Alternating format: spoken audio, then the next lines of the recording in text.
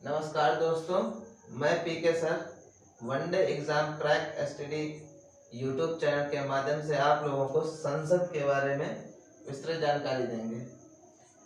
जैसा कि संविधान में लिखा है, संसद अनुच्छेद 29 में वर्णित है। संसद लोकसभा, राज्यसभा और राष्ट्रपति के सहयोग से तीनों को मिलाकर संसद चलती है, संसद बनी है। बात कर लेते हैं लोकसभा आर्टिकल 81 में वर्णित है। राज्यसभा 80 में वर्णित है। अनुच्छेद 80 में वर्णित है और राष्ट्रपति अनुच्छेद 52 में वर्णित है। अब एक एक करके बात कर लेते हैं। जैसा कि इसमें डाटा आप देख रहे हैं, कुछ डाटा लिखा हुआ है। लोकसभा की अधिकतम सीटें 552 हो सकते हैं। अधिकतम सीटें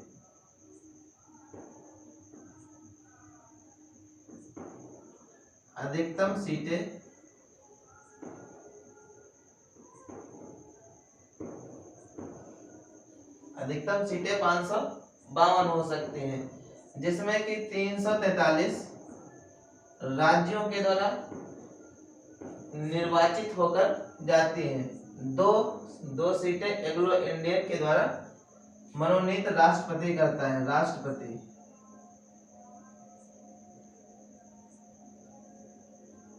राष्ट्रपति मनोनीत करता है। और 7 सीटें ये जो हैं, ये 7 सीटें हमारी छोड़ी गई हैं जम्मू एंड कश्मीर में, जो हिस्सा पाकिस्तान के पास है, जिसे कहते हैं पीओके, पाक अधिकृत कश्मीर। जब ये हिस्सा है तो हिंदुस्तान का, लेकिन जब तक पाकिस्तान के पास है तब तक ये सीटें छोड़ के रखी गई हैं। जब भारत में ये मिलेगा हिस्सा, तब इसमें 7 सीटें बढ़ाई जाएंगी। तो टोटल मिलाकर हो जाती हैं वर्तमान में 545 सीटों पर संसद एमपी लोग रहते हैं। बात कर लेते हैं 530 राज्य द्वारा और 20 सीटें हमारी आती हैं केंद्र शासित प्रदेशों द्वारा। केंद्र शासित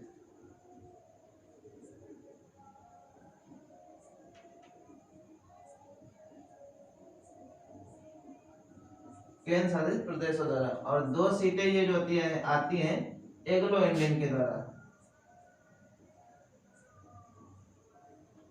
एंग्लो इंडियन, अब बात कर लेते हैं एंग्लो इंडियन। एंग्लो इंडियन क्या होता है? एंग्लो इंडियन जिनके पिता अंग्रेज हों और माता मूल निवास भारतीय हों, उनसे जो पैदा होते हैं बच्चे, वो कहलाते हैं एंग्लो इंडियन। अंग्रेज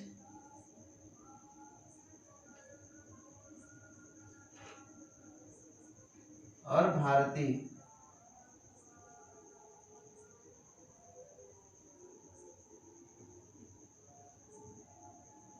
तो इनसे जो पुत्र होगा या बेटा होगा,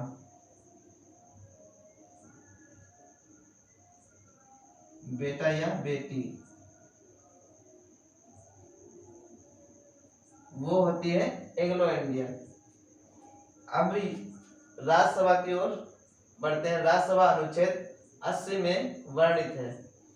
राज्यसभा में टोटल संख्या अधिकतम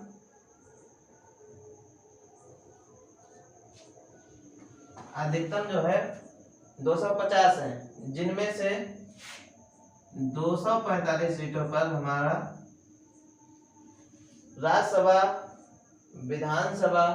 विधानमंडल से जो चुनाव होने, एकल संक्रमणीय चुनाव होने से राज्यसभा में सदस्य बनते हैं, जिनमें से 233 चुने जाते हैं और 12 राष्ट्रपति द्वारा मनोनीत किए जाते हैं। ये अपने क्षेत्र में 4 क्षेत्र जो संविधान में वर्णित हैं, कला, विज्ञान, समाज सेवी, समाज सेवी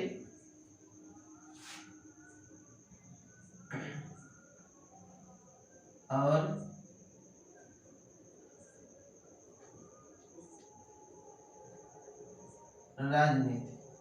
राजनीति में जो अपने क्षेत्र में अच्छे होते हैं उन्हीं को मनोनीत किया जाता है।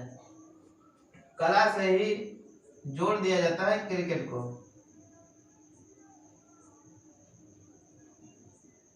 क्रिकेट को भी कला से जोड़ दिया जाता है। ठीक है, अब इनकी कुछ योग्यताएं को भी जान लेते हैं।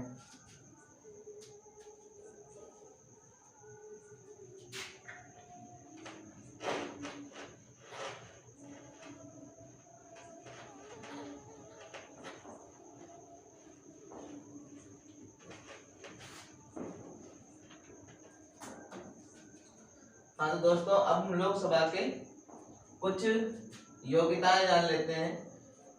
लोकसभा में सदस्य बनने के लिए उम्र होनी चाहिए, उम्र 25 वर्ष, कम से कम 25 वर्ष, और वह भारत का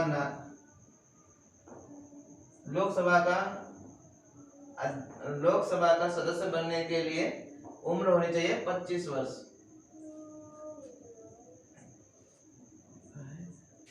और राज्यसभा में 30 वर्ष,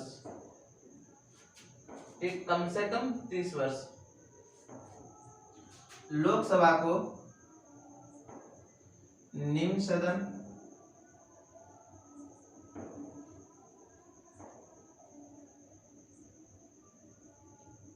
तथा राज्यसभा को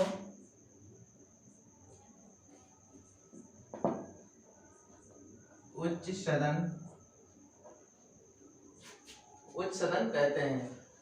राज्यसभा का सभापति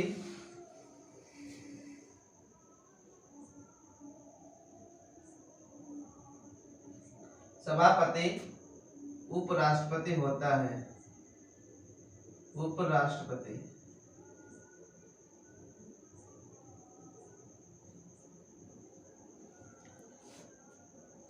राज्यसभा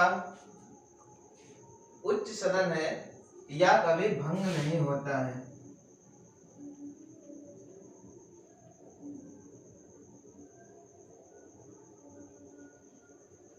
कभी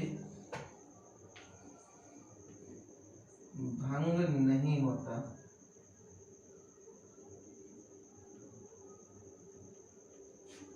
नहीं होता है। जबकि लोकसभा 5 वर्ष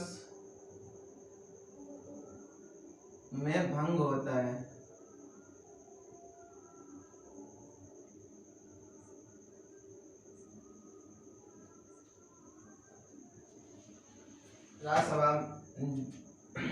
राज्यसभा जो है वो कभी भंग नहीं होता है, जबकि लोकसभा भंग हो जाता है।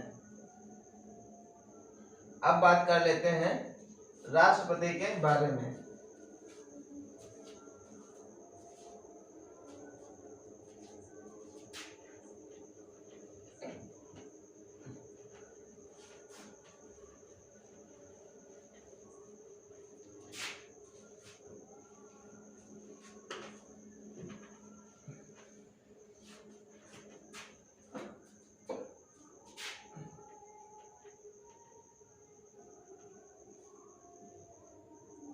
तो दोस्तों, अब हम बात कर लेते हैं राष्ट्रपति के बारे में। राष्ट्रपति जो कि वर्णित है अनुच्छेद 52 के तहत। अनुच्छेद 52 के तहत राष्ट्रपति का पद सुजोजित किया गया है। राष्ट्रपति की योग्यता होनी चाहिए 35 वर्ष, कम से कम 35 वर्ष होना चाहिए।